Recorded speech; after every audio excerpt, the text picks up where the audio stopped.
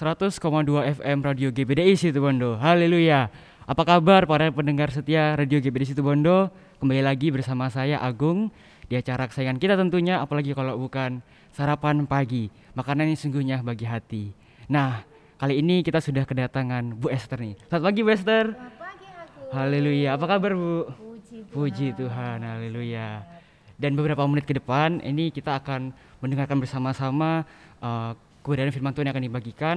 Jadi mari kita siapkan hati kita benar-benar fokus untuk mendengarkan menu sarapan pada pagi hari ini. Waktu selanjutnya saya persilakan kepada Bu Esther. Silakan Bu.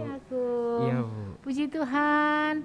Selamat pagi Bapak Ibu Saudara yang kasih Tuhan. Pagi hari ini kita bersyukur kita semua dalam keadaan baik dan sehat. Kita akan bersama-sama terima berkat rohani yang akan membawa kita untuk semakin indah di hadapan Tuhan. Renungan pagi hari ini, sarapan pagi hari ini saya beri judul Sahabat Sejati.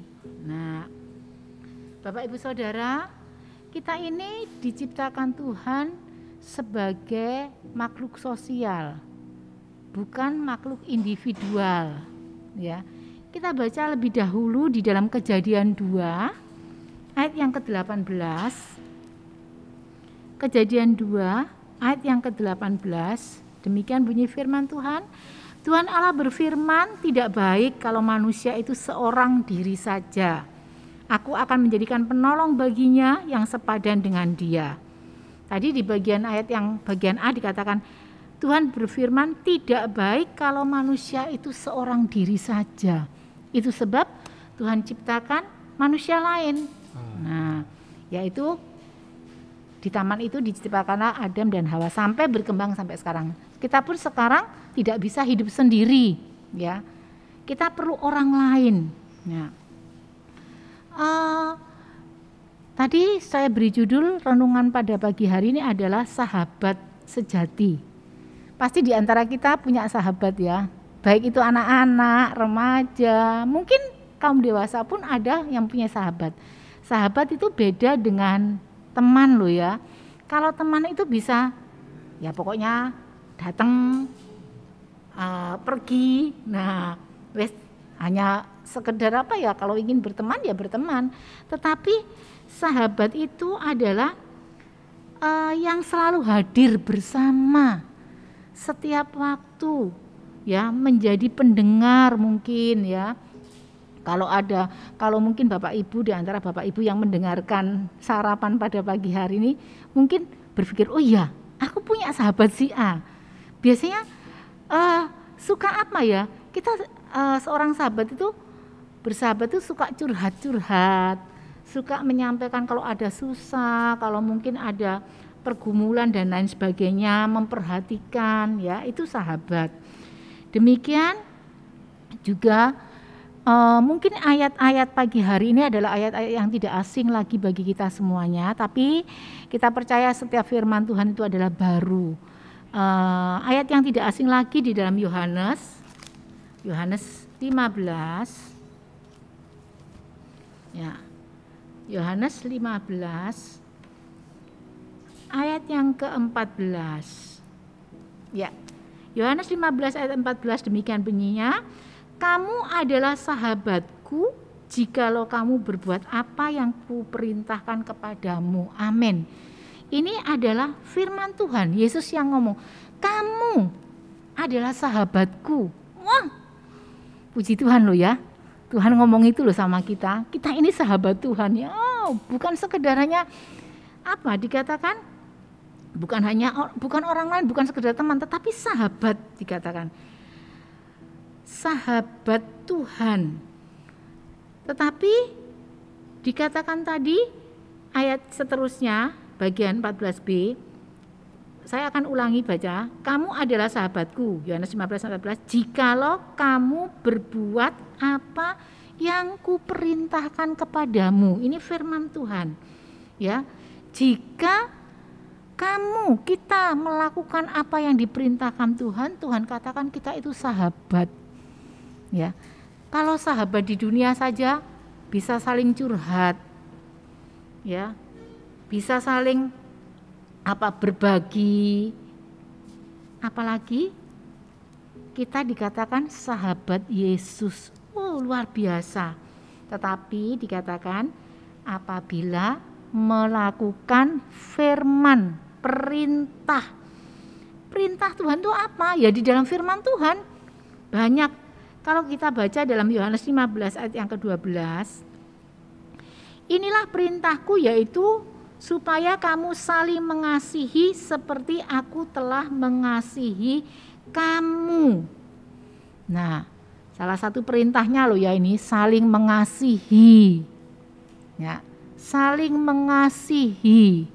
Ya, itu salah satu perintahnya, harus saling mengasihi. Bagaimana dengan kalau mungkin kita ada, saya ingat ya renungan saya beberapa hari yang lalu tentang apa? Tentang orang-orang di sekitar yang Tuhan izinkan untuk memproses hidup kita. Kadang kita bisa sakit hati karena orang itu menyakitkan dan lain sebagainya. Tapi firman Tuhan katakan kita harus saling mengasihi walaupun mungkin orang itu menyakitkan kita. Firman Tuhan katakan ini harus mengasihi. Karena Tuhan pun mengasihi kehidupan kita. Jika kita mau melakukan firman Tuhan, perintah Tuhan, maka kita memiliki hak yang super istimewa, yaitu apa? Disebut sebagai sahabat Yesus. Apa sih keuntungannya? Apa sih keuntungan bersahabat? Kalau kita bersahabat dengan orang-orang yang ada di sekitar kita, dengan teman-teman, mungkin pemuda remaja bersahabat dengan teman-teman ya, dan kaum dewasa juga punya sahabat-sahabat ya. Keuntungannya misalkan kalau kita susah, kita cerita sama sahabat kita menghibur. Kalau mungkin ada keperluan kita cerita sama sahabat kita membantu. Itu bersahabat sesama saja. Apalagi kalau disebut sebagai sahabatnya Yesus. Wow, banyak sekali keuntungannya. Ya, banyak sekali keuntungannya. Bahwa Yesus itu akan menyampaikan apa yang menjadi isi hatinya. Karena dia itu adalah sahabat yang sejati. Kita baca dulu di dalam Amsal 17 ayat 17. Ini ayat yang mungkin juga tidak asing ya bagi kita ya. Amsal 17 ayat yang ke-17. Demikian firman Tuhan. Amsal 17 ayat 17. Dikatakan, seorang sahabat menaruh kasih setiap waktu dan menjadi seorang saudara. Saudara itu lebih daripada teman. Seperti saudara. Ini. Jadi artinya seorang sahabat itu akan merasa gelisah apabila ia tidak mampu menyatakan perhatiannya saat sahabatnya itu menghadapi masalah, ya.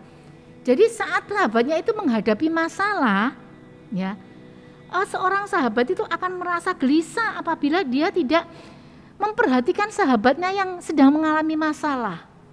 Ini arti daripada Amsal 17 ayat 17. Itu sebab kalau kita dikatakan tadi, Tuhan katakan engkau adalah sahabatku, kita memiliki hal istimewa. Karena apa? Tuhan akan menyampaikan isi hatinya. Tuhan akan menyampaikan apa yang menjadi kerinduannya buat kita. Tuhan akan menyampaikan apa yang menjadi isi hati Tuhan buat kehidupan kita. Mazmur 25 ayat 14. Mazmur 25 ayat 14 dikatakan, Tuhan bergaul karib dengan orang yang takut akan Dia dan perjanjiannya diberitahukannya kepada mereka. Dikatakan Tuhan bergaul karib. Ini berarti menggambarkan hubungan yang dekat. Seorang sahabat yang dekat sekali.